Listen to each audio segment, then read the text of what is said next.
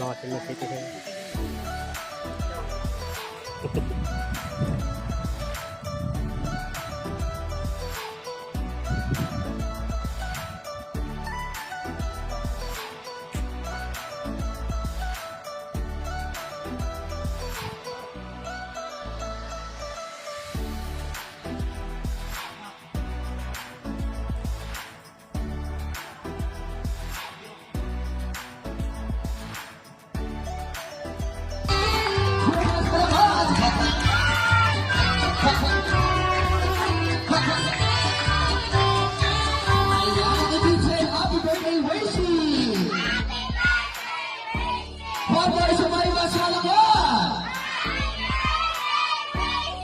Yung pinakamalakas, yung walang lakas. Bakit nagkakawa si Mami? Nalaglag lang ngipin. Okay. Ayan, this time pamibigay mo lang sa baby girl. Okay. Ayan si Ate. Hindi ikaw. Ito talaga. Okay, baby boy naman tayo. Baby boy. Iisip yung baby boy natin.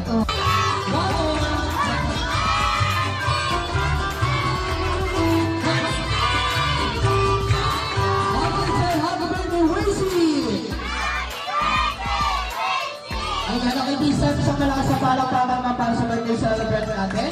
Okay, hindi naman po makakompleto ang first birthday ni Macy kung hindi natin marinig ang special message ni Mami at Daddy. Yan, parang naiiyak na si Mami at Daddy sa laki ng gastos. Okay, syempre special si Mami muna. Kaya please kami room.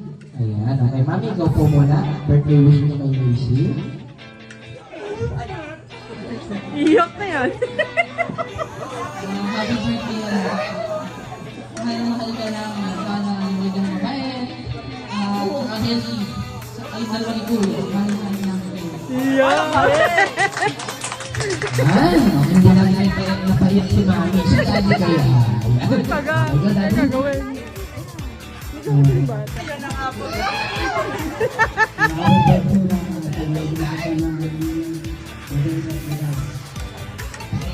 Palakpakan naman para kay Daddy. Okay, syempre, special si Kuya Prince naman. Birthday wish mo kay Baby Lucy. Bakit ako? Ako na lang. You are born and not forgot. Ayaw na.